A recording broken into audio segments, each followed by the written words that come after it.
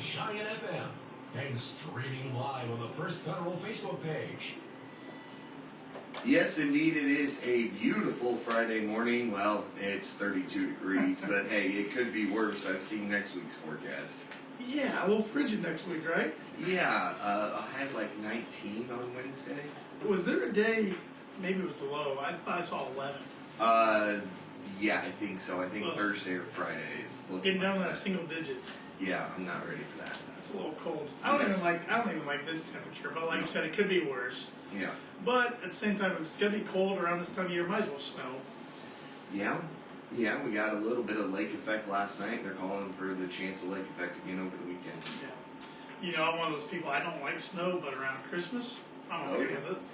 We can get, about 6 inches the 23rd, 24th, and 25th, and then start thawing out on the 26th. I'm right there with you. Yeah. Give me a white Christmas, but then my New Year's can be gone and not return till next Christmas. But I know that's not realistic. Come on, we live in Indiana. And it kind of scares me that we haven't got much in December yet. I'm like, what's January and February going to look like? Yeah, we didn't get much last December either. And then the first part of this year, I remember everything was shut down because of snow. Yeah, hopefully we don't have a repeat, but we'll see what 2023 brings. The thing that scares me the most is I hear more and more people talking about the blizzard of 78. And it's like, do we really want that? Trying to talk into existence again or something? Yeah, let's not do that. Yeah, that's a little extreme. But, yeah. But, we are now single days away from Christmas. 9 days away. Do you have all your Christmas shopping done, Paul? No. Me neither. No. I still got to buy for my dad and my mother-in-law. Yeah, I won't name who I have to buy for still. Got some people done, some others not. I think you just bought stuff for her. Yeah, you're right. But, now I'm starting to get worried. It's like, I feel like I've had a long time from now. I got plenty of time to shop for Christmas. Now we're 9 days away. I'm like, okay, now. Now you got to do it. Yeah. Those Amazon packages. Yeah, better make sure they get here. Let's hope. Yeah, make sure you're a Prime member. Yes, yeah, I am, but still, that doesn't always mean anything. Well, no, because I had something that was supposed to be delivered Tuesday, and Monday morning get a notification, hey, it's running late. Delayed, yeah. Well, hopefully it's not too delayed and they don't get a refund. It came Wednesday. Okay, there you go. Delayed just a little bit. Yeah. So we're all pretty spoiled when it comes to Amazon. Let's be honest. Yes.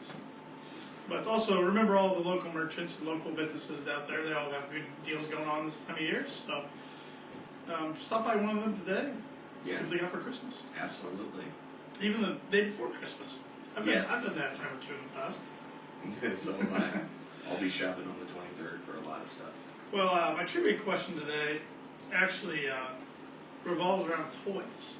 Okay. Because it goes with one of the national days I'm going to talk about later, the Tidbits. I should look those up. All right. Which of these popular toys is the oldest? Ooh. Rubik's Cube, Barbie, Legos, or Hot Wheels? Man. All right. I'm trying to stump you 2 weeks in a row if I can. I know. It's been a long time since I've been able to throw you off 2 weeks in a row. Yeah, I know. Early on. These are 4 of the most popular toys ever made. Yes, they are. Yeah. The sports report, I know Johnny really covered pretty much everything locally at the 7 o'clock hour.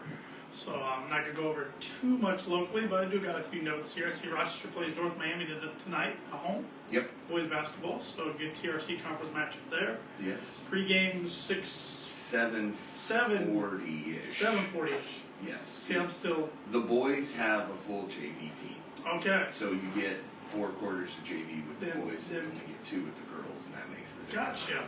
No. Thanks for explaining that to me. I did not know. Brandy explained it to me.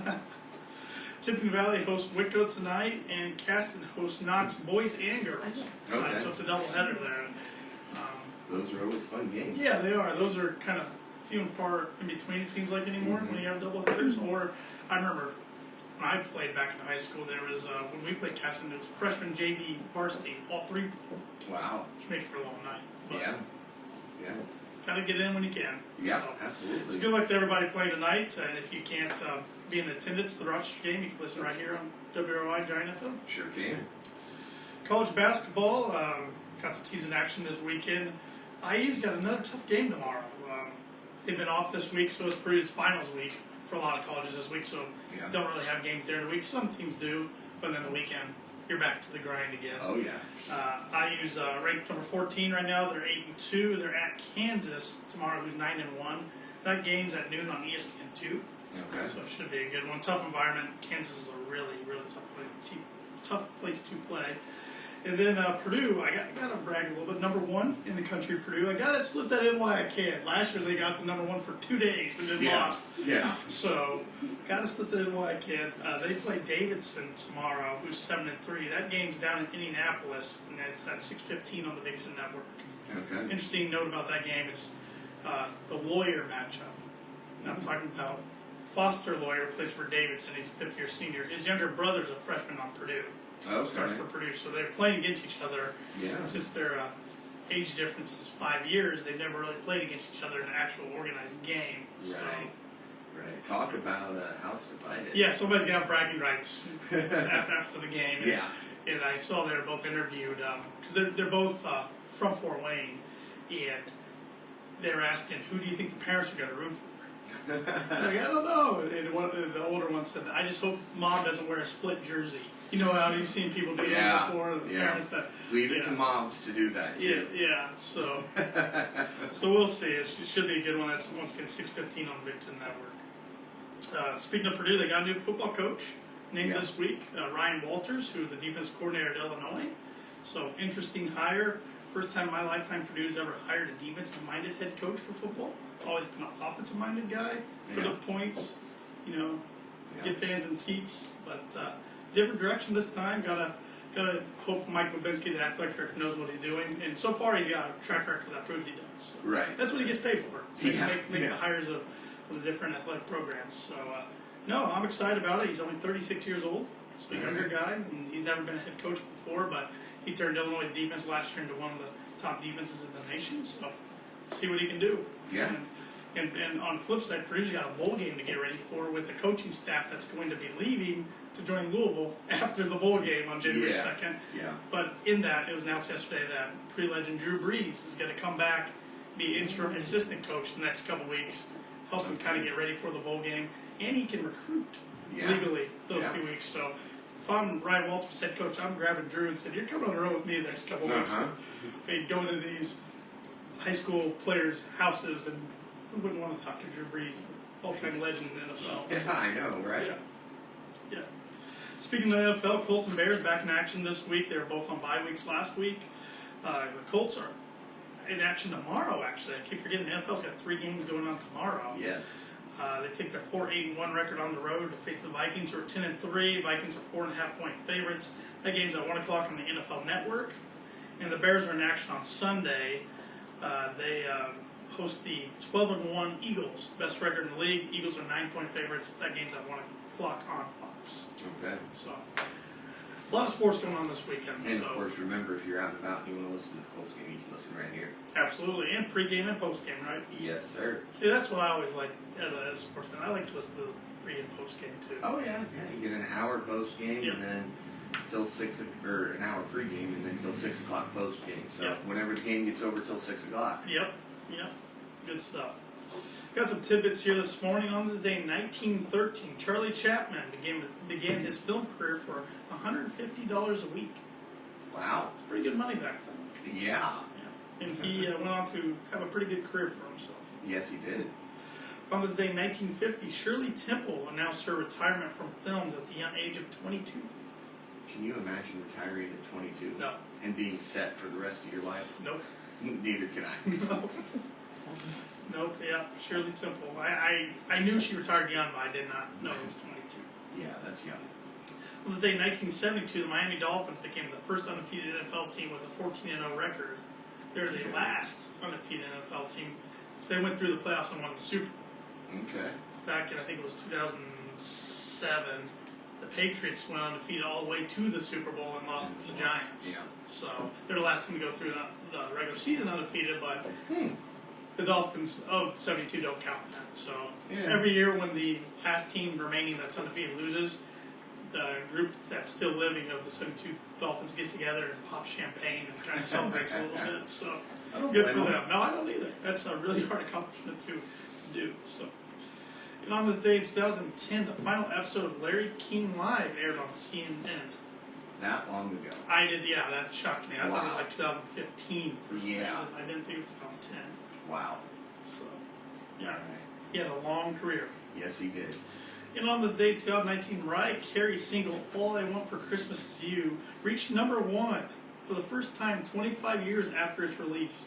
That took me by surprise. I figured it was #1 way No. before 2019. No, all of a sudden somebody just went, hey, Christmas is Mariah Carey season. But now it plays a lot. Uh-huh. Guys, tell by your face, not your favorite. I didn't like it when it came out. It hasn't grown on me, Yeah, I'll say that. I'm kind of right there with you. It's one that I get why it's played, but Yeah.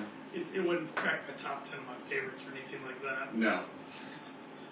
Well, today is National Ugly Christmas Sweater Day. Hey, I'm celebrating. Yes, you are. I like your Santa there. He's holding a drink, so Yeah, that's yeah. a good one.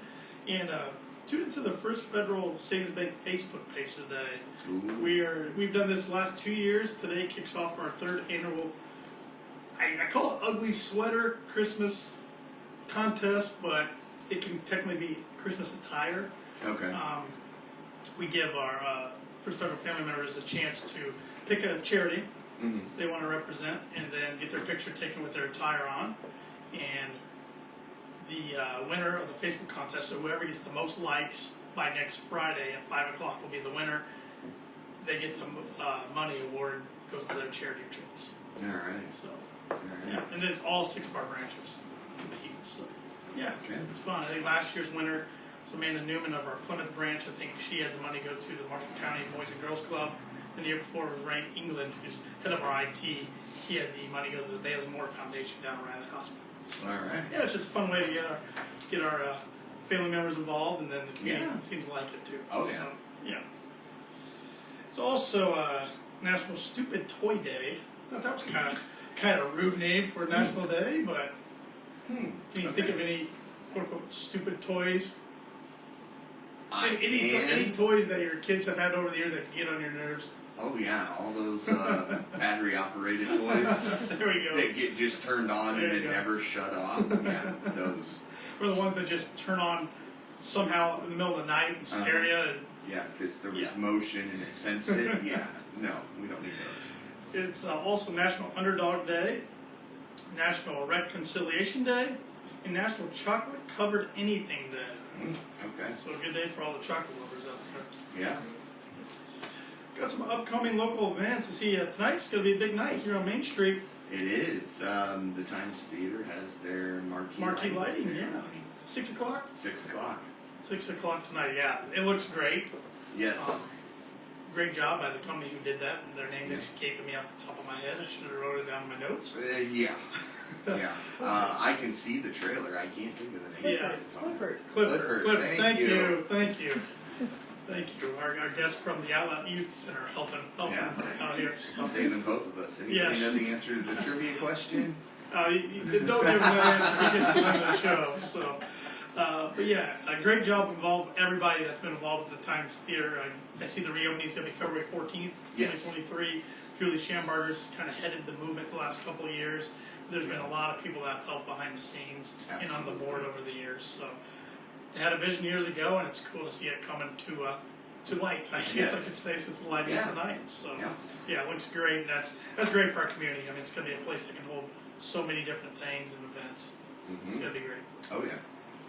Well, I want to give some flowers this morning to 2 First Federal family members, Stacy Wilson and Dana Markley, both of our Rochester branch. They're both celebrating their 20th work anniversaries this week. Yes. Stacy celebrated hers earlier this week, and Dana's is actually today.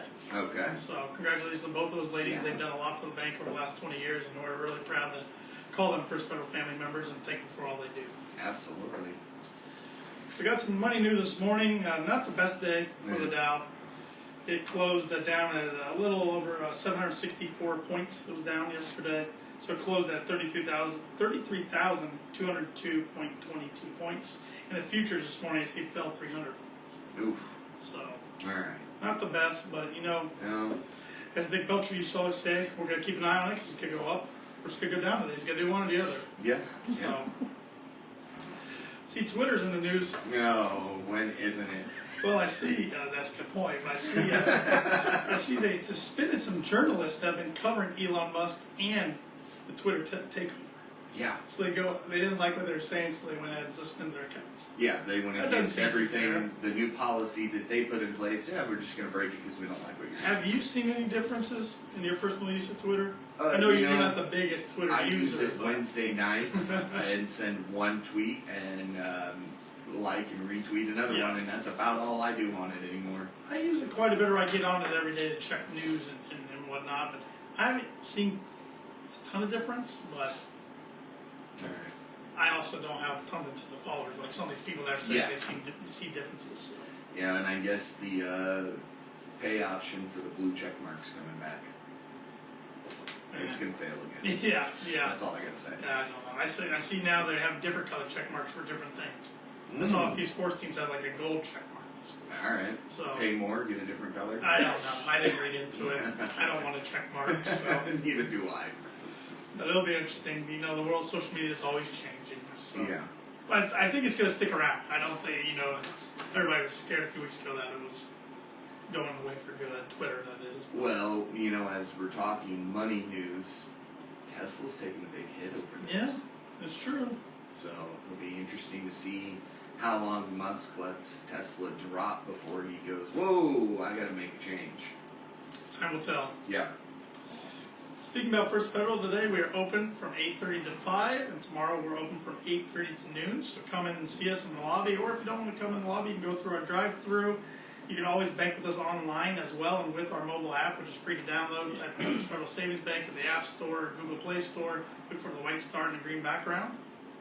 It's actually the official title for the FFSB mobile app. It's the official Yes. title, so you can also type that in as well. But type in First Federal Savings Bank, you'll find it pretty fast. Yeah. It is free to download if I didn't already mention that. And our ATM is open 24/7 as well if you need some cash. And we're part of the MoneyPass network. So if you're outside one of our branch areas this weekend doing some last minute Christmas, not last minute, but That's next weekend. yeah. What do I want to say here, Paul? Some late Christmas shopping? Late Did I say Christmas that? shopping.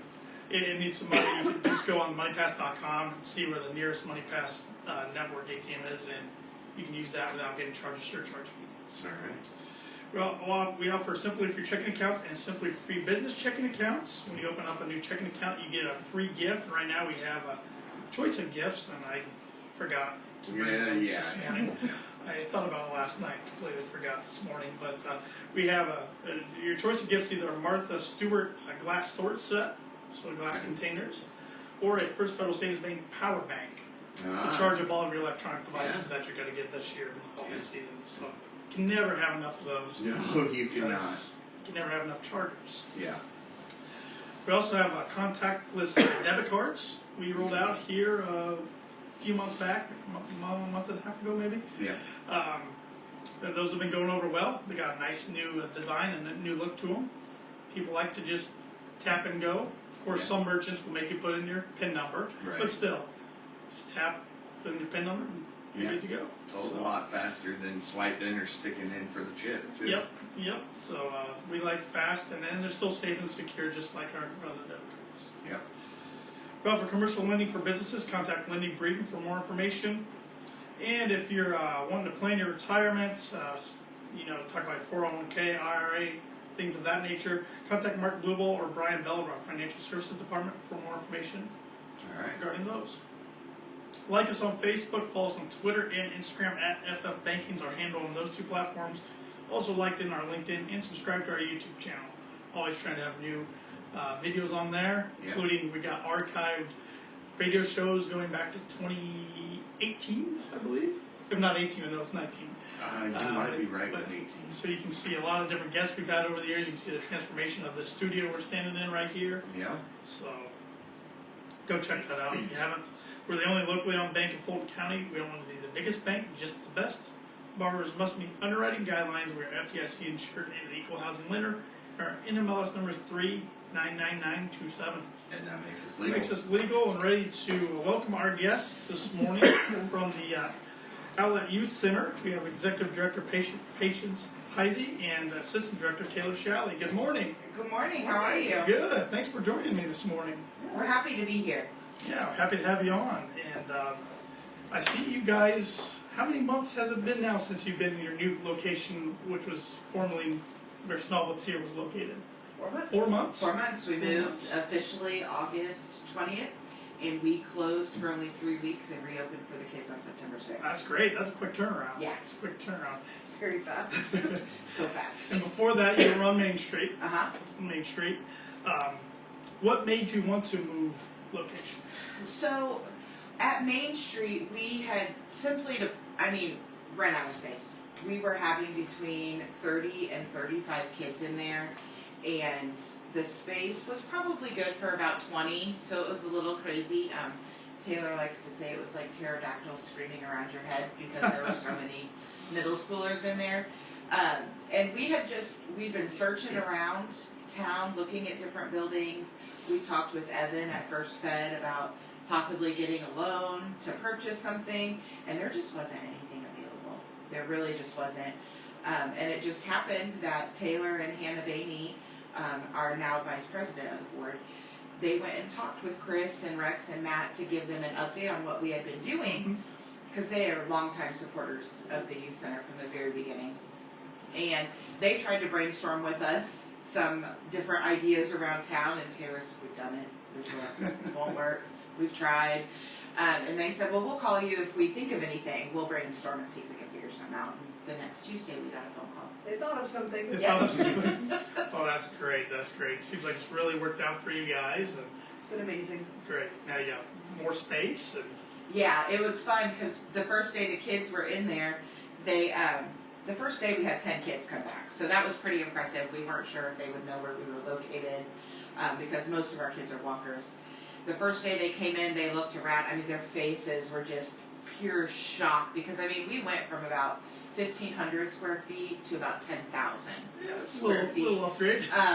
And they kept saying, "Why did you buy this? Why didn't you just buy the one that we were already in? We liked that one." It's like, guys, we didn't buy it. They gave it to us for you. So you would have a building and some grass to hang out in. And that just really, they just couldn't believe it. That's great. That's great. So, give me talk about the history of the Outlet Youth Center a little bit. Okay, so in 2018, the JAG program at the local high school, they do a business proposal competition. And some of the kids wrote up a proposal for a youth center in town. And they didn't win the competition, but it caught the eye of a lot of people here in town. Terry Lee being one of them, Jason C. And they decided that they were going to attempt this again. And so they called different people in the community, and they gathered and they started doing some brainstorming. And by the end of 2019, we had our 501(c)(3), we had our building to rent. I had been hired to run it.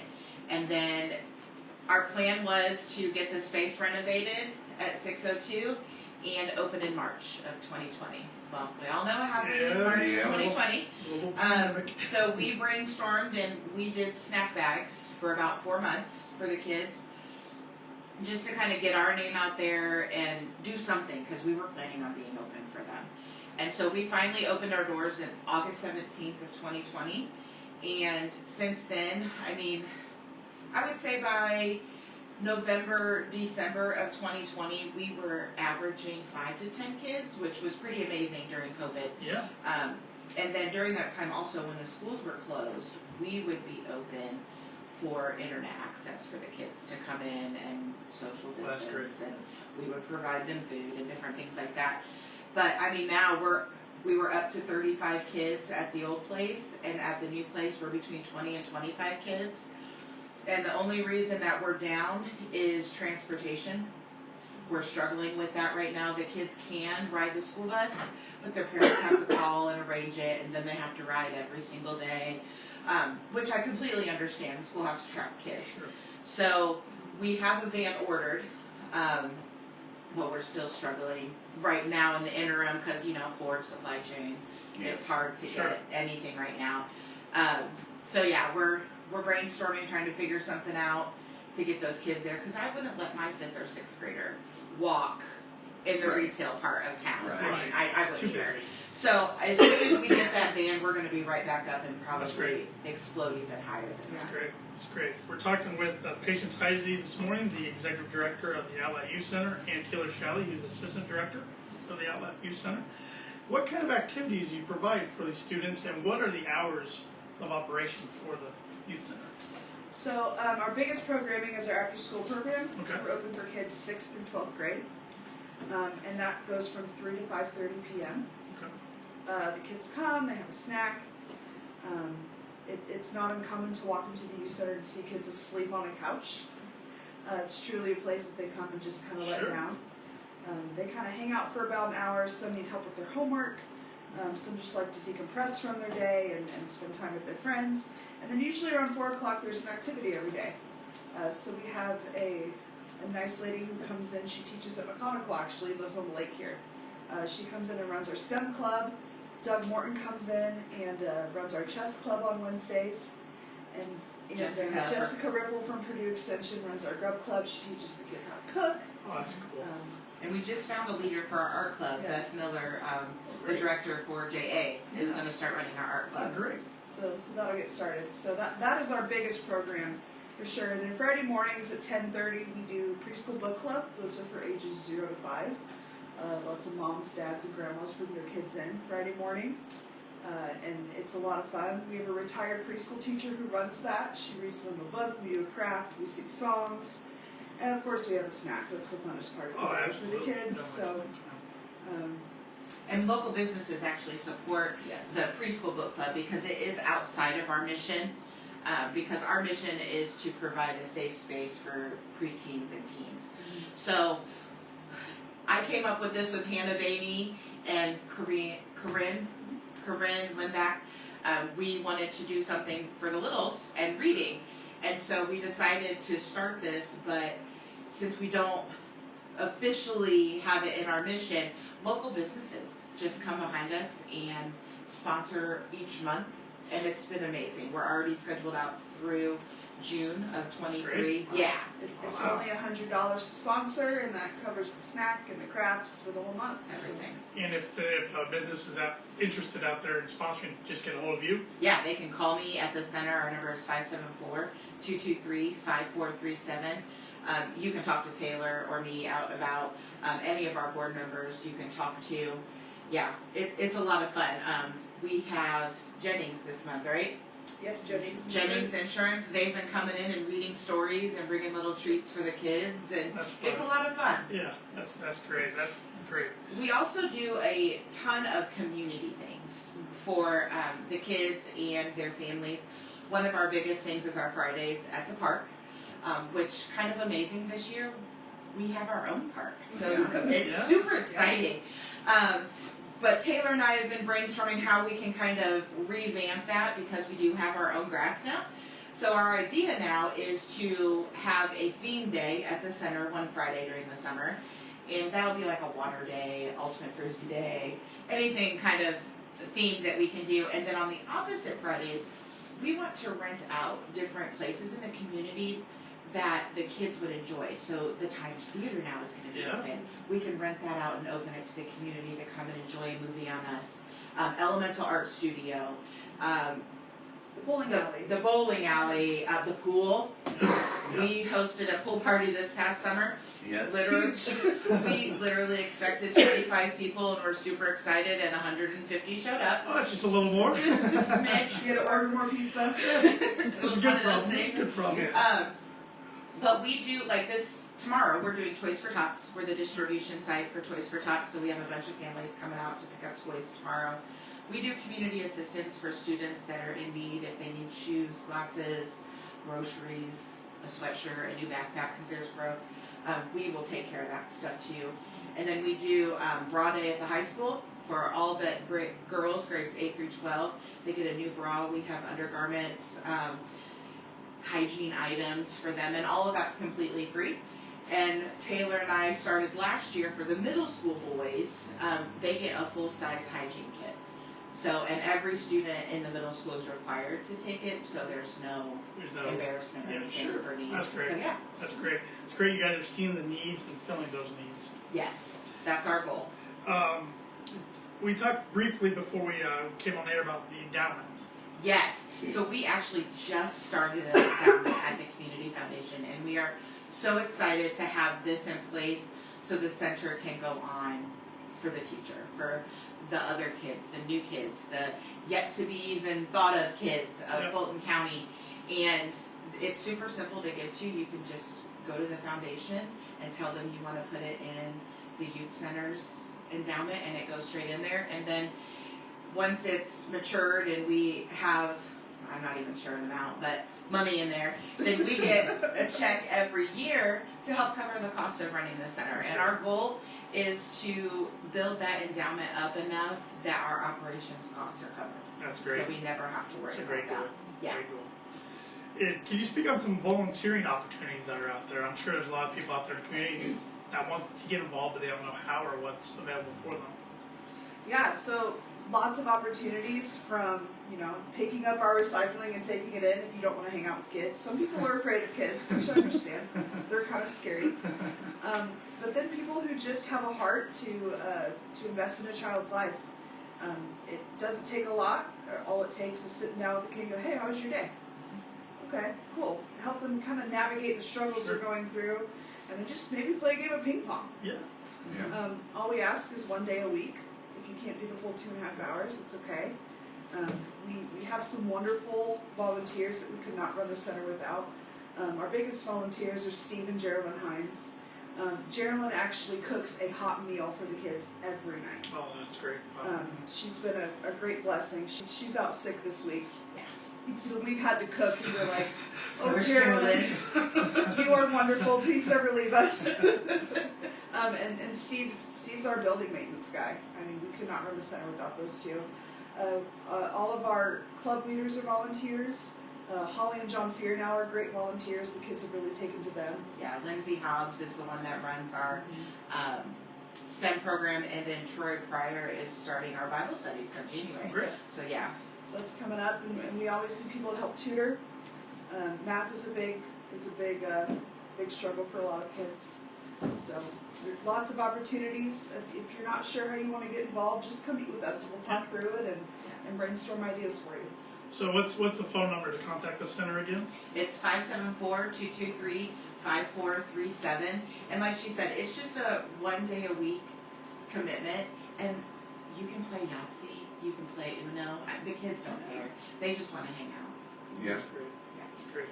And how else can anybody find more information on the Outlet Youth Center? I know you're on social media. We are on social media, so we have a Facebook and an Instagram account, but we also have our own website. Perfect. So it's theoutletyouthcenter.org, and that is our most up-to-date programming list.